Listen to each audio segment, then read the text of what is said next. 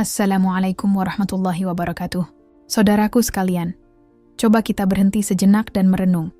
Seandainya aliran darah di tubuh kita berhenti walau hanya beberapa menit, apa yang akan terjadi?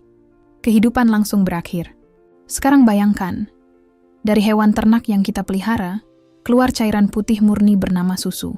Ia lahir dari sistem pencernaan yang penuh kotoran dan darah, tapi anehnya yang keluar adalah cairan lezat, bergizi, dan menyehatkan.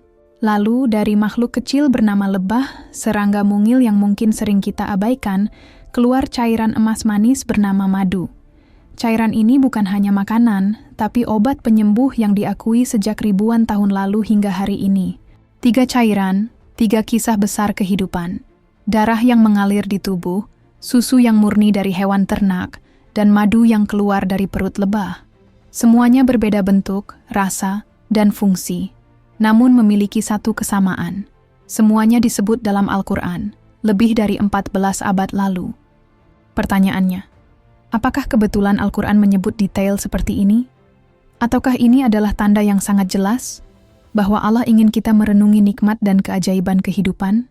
Mari kita telusuri lebih dalam bagaimana wahyu suci, ilmu pengetahuan modern, hingga catatan sejarah membuktikan bahwa darah, susu, dan madu adalah bukti nyata kasih sayang Allah kepada manusia. Al-Quran secara gamblang menyebut 3 cairan ini dalam beberapa ayat yang berbeda, seakan ingin menegaskan bahwa setiap detail kehidupan bukanlah kebetulan, melainkan tanda kebesaran Allah. Mari kita lihat ayat tentang susu, misalnya dalam surah An-Nahl ayat 66. Wa inna lakum fil an'ami la'ibratan nusqikum mimma fi butunihi min baini farthin wa damin labanan khalisan sa'igan lisyaribin.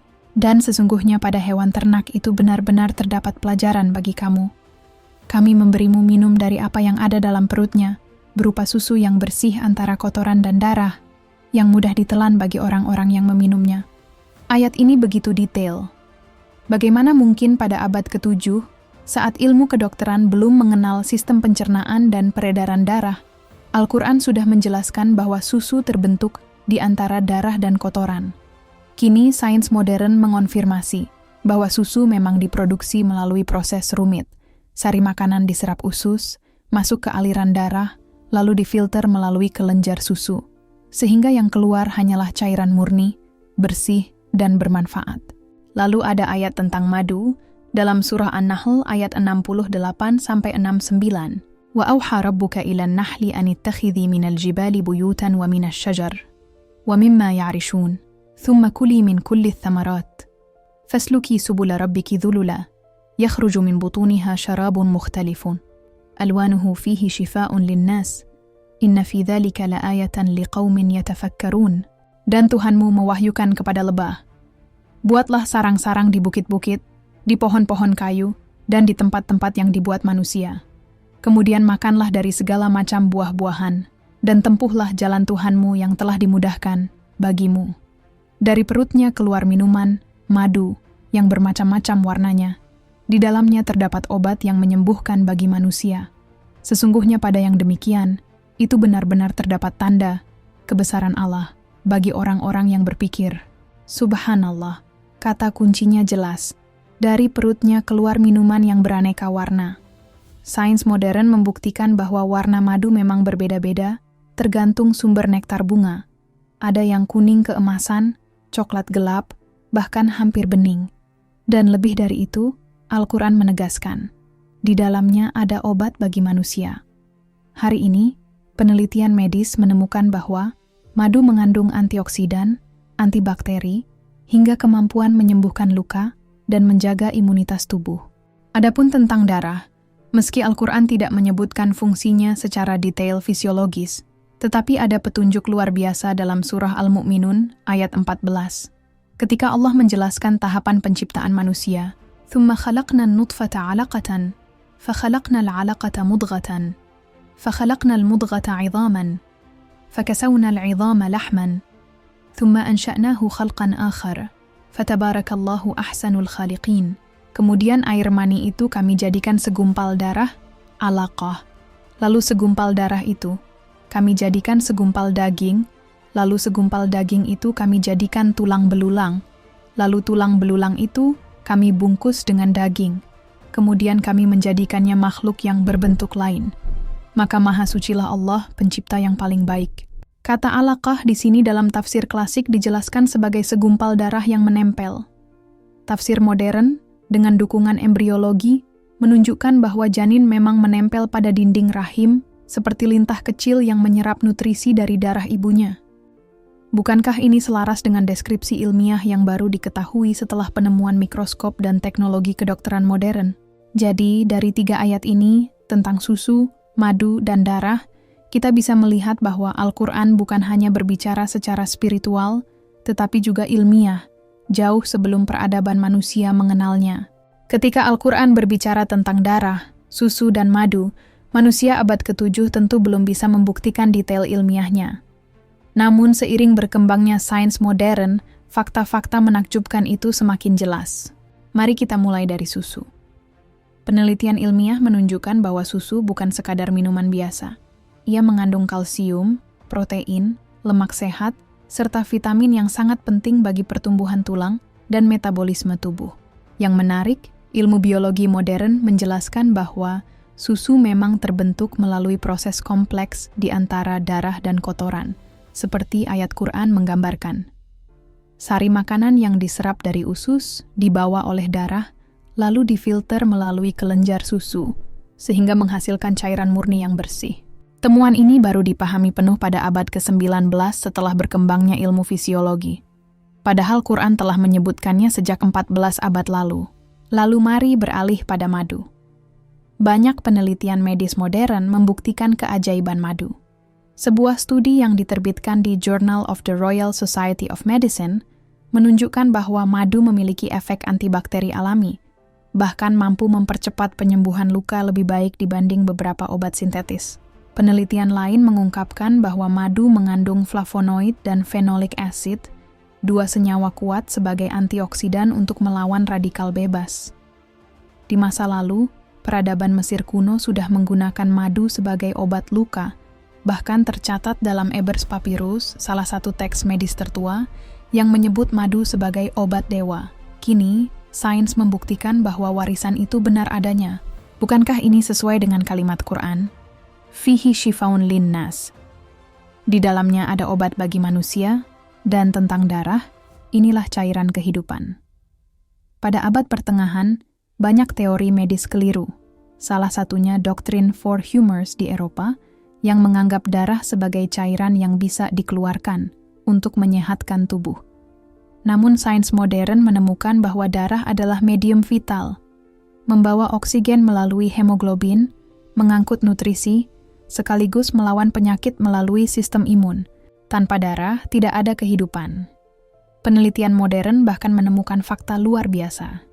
Setiap hari, tubuh manusia memproduksi sekitar 2 juta sel darah merah setiap detik untuk mempertahankan kelangsungan hidup.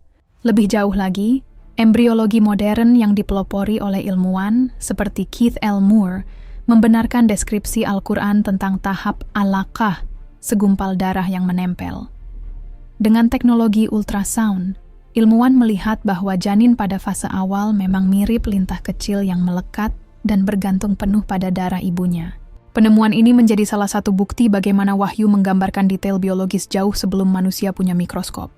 Jadi, baik susu, madu, maupun darah, 3 cairan kehidupan ini telah terbukti melalui penelitian modern sebagai komponen vital bagi kelangsungan hidup manusia. Dari peradaban kuno Mesir yang mengobati luka dengan madu, hingga ilmu fisiologi modern yang menguraikan komposisi susu, hingga embriologi yang menyingkap rahasia darah dalam rahim, semua seakan menyatu dalam harmoni, menegaskan bahwa apa yang Allah turunkan dalam Al-Quran bukan sekadar bacaan, melainkan cahaya ilmu yang mendahului zaman. Saudaraku yang dirahmati Allah, setelah kita menelusuri ayat-ayat Quran, fakta sains modern, dan jejak sejarah, pertanyaannya adalah, apa hikmah besar yang bisa kita ambil dari semua ini? Pertama, wahyu selalu lebih dahulu daripada ilmu manusia. Al-Quran menyebut tentang susu yang keluar, di antara darah dan kotoran, tentang madu yang mengandung obat, bahkan tentang darah yang menjadi cikal bakal manusia. Di masa ketika ilmu pengetahuan belum ada alat, belum ada mikroskop, bahkan belum ada konsep fisiologi yang benar. Tetapi kini, Dengan segala kemajuan teknologi, justru sains membenarkan kebenaran wahyu. Dari sini kita belajar bahwa manusia hanya menyingkap, sementara Allah sudah menuliskan semuanya sejak awal. Kedua, ilmu pengetahuan adalah jalan menuju keimanan. Ketika para ilmuwan modern menemukan manfaat madu, atau menjelaskan proses fisiologis susu, atau melihat embrio berbentuk alaqah melalui ultrasound, semua itu sesungguhnya menjadi tanda kebesaran Allah. Sains bukanlah musuh agama, melainkan jembatan yang menuntun manusia untuk semakin kagum dan tunduk pada Sang Pencipta. Ketiga, ada pesan moral tentang syukur dan keseimbangan. Darah adalah simbol kehidupan, susu adalah simbol rezeki, dan madu adalah simbol penyembuhan. Tiga cairan ini menggambarkan tiga kebutuhan dasar manusia: hidup, bertumbuh, dan sembuh. Allah memberi semuanya secara gratis dan teratur.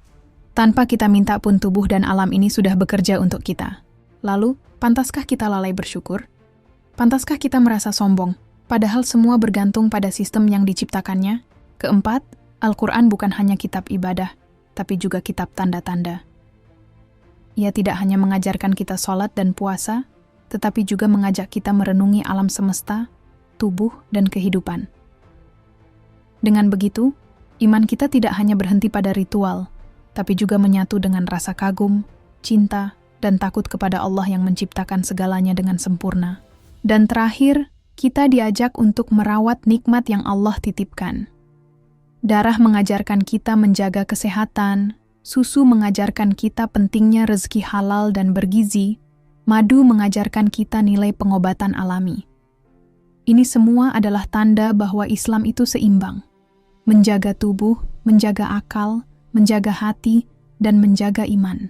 Maka wahyu, sains, dan sejarah bukanlah tiga hal yang berdiri sendiri. Semuanya bertemu dalam satu titik, mengantarkan kita untuk semakin yakin bahwa Allah adalah Rabbul Alamin, Tuhan seluruh alam. Saudaraku, mari kita renungkan sejenak.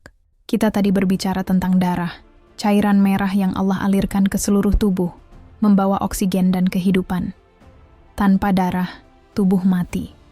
Kita bicara tentang susu, cairan putih bersih yang Allah keluarkan dari antara darah dan kotoran, menjadi rezeki bergizi bagi manusia. Tanpa susu dan gizi, manusia sulit bertumbuh. Dan kita bicara tentang madu, cairan emas manis yang Allah ilhamkan kepada lebah, penuh dengan penyembuh bagi manusia. Tanpa madu dan obat, manusia rentan rapuh. Tiga cairan ini, darah, susu, dan madu, bukan sekadar fenomena biologis atau produk alam. Mereka adalah ayat kauniyah, tanda-tanda nyata dari Allah. Seakan-akan Allah ingin berkata, lihatlah tubuhmu, lihatlah apa yang kamu minum, lihatlah apa yang kamu makan. Semuanya adalah rahmatku. Sains modern sudah membuktikan betapa detail penjelasan Al-Quran tentang proses susu, manfaat madu, hingga fungsi vital darah.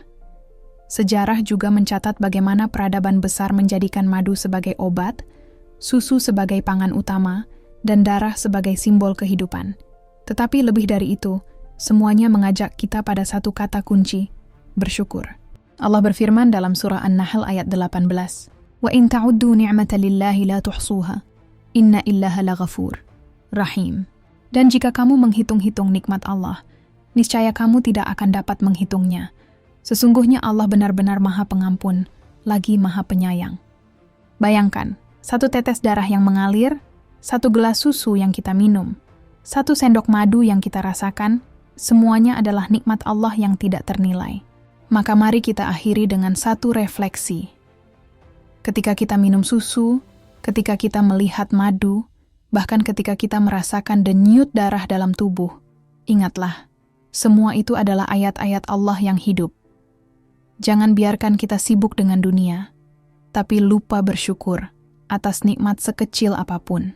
Sains boleh terus maju, sejarah boleh terus mengungkap rahasia, tetapi pada akhirnya, tujuan dari semua itu adalah mengantarkan kita kembali kepada Allah. Mari kita jaga iman, mari kita jaga kesehatan, mari kita jaga syukur, karena dalam setiap tetes kehidupan yang Allah ciptakan, ada pesan yang berbisik. Subhanallah, Maha Suci Allah yang menciptakan segala sesuatu dengan penuh hikmah. Wallahu a'lam bisyawab. Alhamdulillah sahabat, semoga video ini menambah iman dan ilmu kita. Jangan lupa like, share, dan subscribe agar semakin banyak yang mendapat manfaat. Terima kasih sudah menonton. Wassalamualaikum warahmatullahi wabarakatuh.